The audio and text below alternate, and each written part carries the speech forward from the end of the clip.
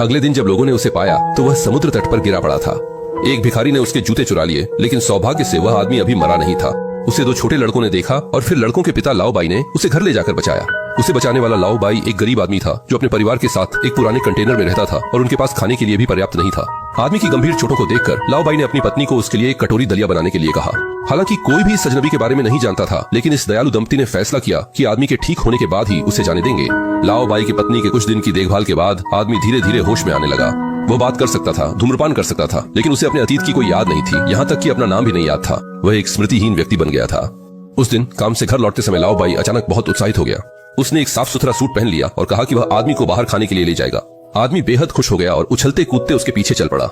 लेकिन स्थान पर पहुंचने के बाद उन्होंने पाया कि लाओ बाई के कहे अनुसार बाहर खाना मतलब बाहर जाकर राहत भोजन प्राप्त करना था।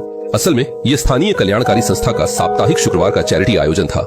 शायद आदमी का चेहरा बहुत अनजान था, इसलिए जब वह खाना लेने गया तो संस्था की एक महिला कर्मचारी उससे काफी देर तक घूरती रही। खाना खाने के बाद लाओ बाई ने आदमी को एक बार में ले गया। आज उसका वेतन दिवस था। उसने 2 बियर ऑर्डर की ताकि आदमी के साथ अच्छी तरह से पी सके, लेकिन पाया कि आदमी को शराब में कोई दिलचस्पी नहीं थी।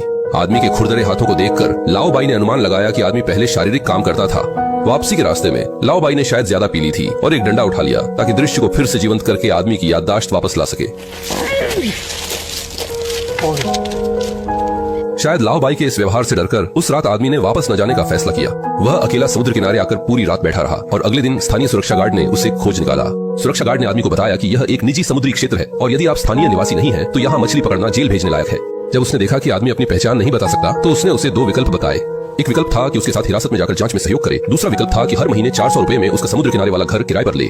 आदमी ने बिना हिचकिचाए बात वाला विकल्प चुना, लेकिन कमरे में आने के बाद उसने पाया कि जिसे समुद्र दृश्य वाला घर कहा गया था वह दरअसल एक कंटेनर था। सुरक्षा गार्ड ने उसे किराया जुटाने के लिए 1 सप्ताह का समय दिया और अगर उसने समय पर भुगतान नहीं किया तो वह शिकारी कुत्ते को छोड़ देगा ताकि वह उसे खा सके। हालांकि यह काफी कठोर था, लेकिन कम से कम आदमी के पास ठहरने के लिए एक जगह तो थी। अगले दिन उसने कमरे की अच्छे से सफाई की। लाओ बाई ने उसके लिए एक बिजली मिस्त्री को तार जोड़ने के लिए बुलाया और उसे कुछ फर्नीचर भी दिए जिन्हें वह खुद इस्तेमाल नहीं करता था। सभी चीजों को व्यवस्थित करने के बाद आदमी ने दरवाजे पर आलू भी लगाए। स्पष्ट था कि वह इस जगह पर स्थायी रूप से रहने की योजना बना रहा था। फिर से शुक्रवार आया और इस बार राहत भोजन लेने के बाद आदमी ने खुद पहल करते हुए संस्था की महिला कर्मचारी से बात की। दोनों की बातचीत काफी अच्छी रही। आदमी ने जाना कि महिला का नाम एम्मा है और महिला ने उसे अपनी संस्था का पता दिया। उसने आदमी को बताया कि अगर उसे यहाँ कोई भी परेशानी हो तो वह संस्था में उससे मिलने आ सकता है। महिला की दयालुता ने आदमी को भविष्य के लिए अचानक उम्मीद दी। उसने अपने सिर से पट्टी को एक झटके में उतार दिया और नौकरी ढूंढने का निर्णय लिया।